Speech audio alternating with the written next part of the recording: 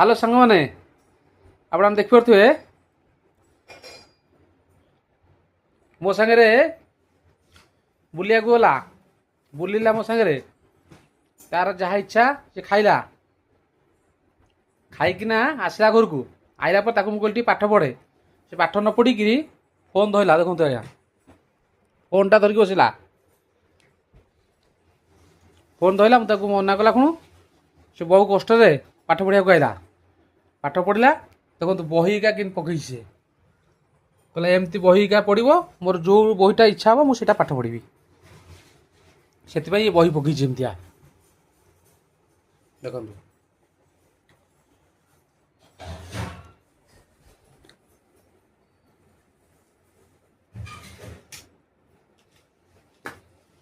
ଆଉ ବାପା କଥା କେତେବେଳେ ଶୁଣୁନି ସେ।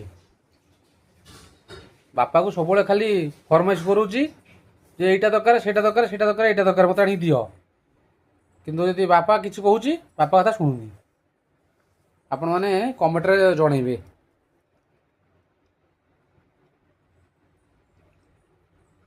ଦେଖନ୍ତୁ ବେଡ୍ ସାରା ବହି ପକେଇଛି, ସେଇଠି ପାଠ ପଢ଼ୁଛି।